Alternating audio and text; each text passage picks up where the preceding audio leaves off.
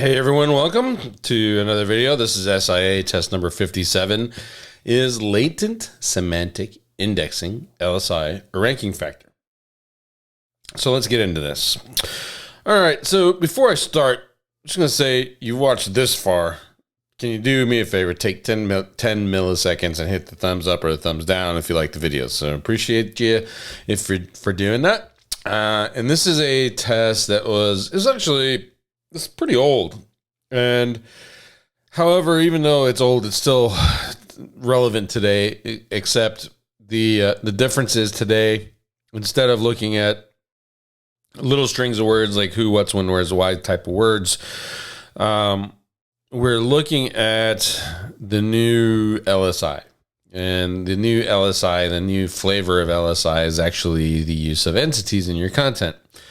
If there's any doubt in that, you can look at tools like InLinks, Surfer, Cognitive SEO, ClearScope, Market Muse, even SEO Power Suite is trying a little bit to get into the entities game. TextRazor, they all leverage entities, and the reason they're leveraging entities is because Google's figured out, using their machine learning techniques, that most of us talk about certain persons, places, things, or events inside of our content in relation to that specific topic of that piece of content. So if you're doing a piece of content about baseball, you might talk about baseballs, the baseball diamond, the baseball stadium, what is it, CenturyLink Field. Well, that's football. What the hell is Mariners field? Or we'll go with New York. If you're a New York fan, you're talking about the Yankees, the Mariners, the Giants. So those are all entities, and it's easier to, from a machine learning perspective, and probably from a data analysis perspective, to put together a set of entities that are known to be cohesive with the topic than it is to do the same thing with LSI. LSI was all of the words. So, if you're doing a thing about testing, you're going to have control page, you're going to have first place, you're going to have target keyword, you're going to have relevant document, you're going to have testing page, etc. Right? And so we've transitioned, I don't want to say away from LSI, but it is not as important as the super LSI, which is the entities now. Regardless, this test still matters, and it's launching. It tested LSI pages that are optimized for with LSI versus those that were not. And in order to do that, we didn't use a fake keyword. We kind of made up one. So a florist, causeway, pedestal. So if you think about this, it's a florist, a causeway, kind of like a hallway, and then pedestals that you would put on it. So it would make sense. And there's actually 47,000 documents, according to the search results, saying that it's kind of a thing. Okay. So one of the pages, it was optimized using LSI, and the other one, the LSI, the places where the LSI were actually replaced with just some English ipsum. Random set of words inside of those places, and as a result, you got to keep the keyword density the same, and you didn't mess up the LSI test. And the LSI page beat out the page that was not optimized for LSI. Keep in mind, they're both the same keyword density. If the LSI page was optimized and the keyword density went up to 3, and then the other page stayed at 2, that would have messed up the test. In this case, they both had the same keyword density. And so we saw that LSI ranked in the number 3 spot versus the one that ranked in the number 4 spot out of 47,000 documents.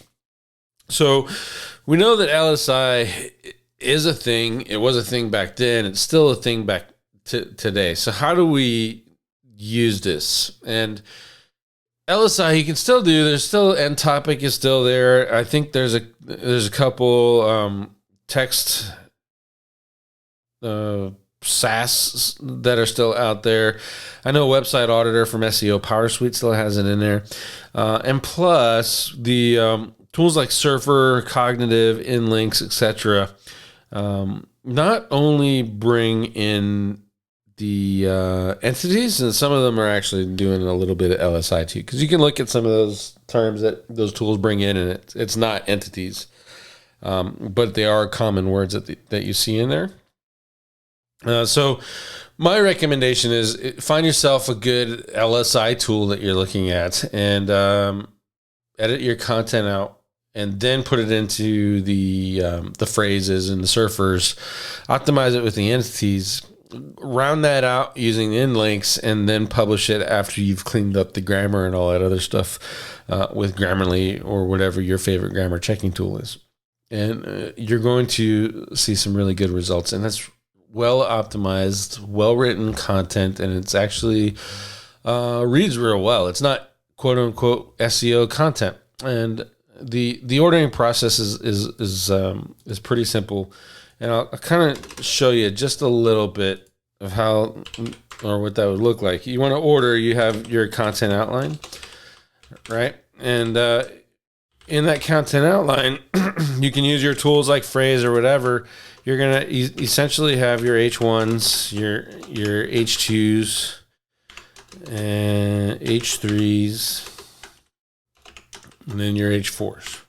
The way that I do the outline, for me, I'm always going to have the exact match in here, and I'm always going to have the exact match in my last H4. And the reason is this is the introduction, and this is the conclusion. And so when you're thinking about writing a paper, this is my topic, this is what I'm about, and this is what I said, and how I'm wrapping up and I'm closing that topic. So that's why these are always in here. And in here you have your other terms. You can do that stuff out. So when you're sending this off to the writer, all you have to do is send them this. Okay, don't tell them to write an SEO. Don't give them a keyword to write about. This is my topic. This is what I want you to write about. And you can put your keyword in there if you want to, like top 5 RC or top 5 drones for amateur pilots, right? And they'll go out and, following this outline, write your content for you with zero considerations of SEO in their mind. Now, when they're doing this stuff here, when they're putting it into the outline format, at the end of the day, they're going to be writing for SEO. You just don't have to tell them that, and then you don't have to argue about how good or bad SEO content is. They're writing it for you, and they're getting it done. Then you put this inside of an LSI tool, and if it's written in that way, like I just said here, the LSI scores are going to actually be pretty high, and you're not necessarily going to have to worry about a whole lot. And that's where the entity stuff comes in. So, in short, when you're doing this, it almost pretty much effectively takes care of the LSI stuff for you, and you don't have to really think about it and buy another tool or whatever to implement it. And then you move on to your surfer. I do phrase, surfer to inlinks, and then from inlinks to word I hit with Grammarly. And doing all that, you're going to take care of LSI, you're going to take care of your grammar, you're going to take care of your flow, you're going to have read it plenty of times to make sure that it's accurate, and it's, that your writer researched the right information or whatever, and you've addressed the topic the way you envisioned, and then you can publish. And 9 times out of 10, it's going to publish in the top 20, top 25 for relatively, for the easy to medium competition keyword is going to pop really good. Where you get into a little bit of trouble is if you getting into harder competition terms, etc. Then that stuff, it's at some point it's just not going to work anymore, because Google knows it's a backlink focused keyword, like on-page optimization. I can write a nice content piece about on-page optimization, go through all the writing tools, score everything I want to, and still not rank. Why? Because that term is primarily driven by backlinks, which is a lot of irony right there, right? So for this purposes, do this, write your content out in this outline, and then the LSI will take care of itself. Okay. But it is still helping you rank.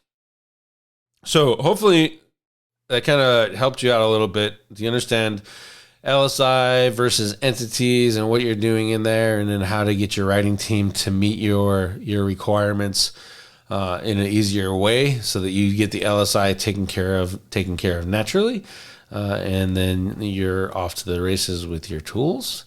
If it does, hit the thumbs up or thumbs down. It only takes you like 10 milliseconds to push one of those buttons. Trust me, I know. I watch enough YouTube videos.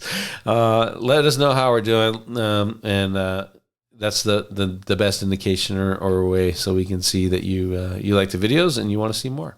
And with that, we'll see you in the next one.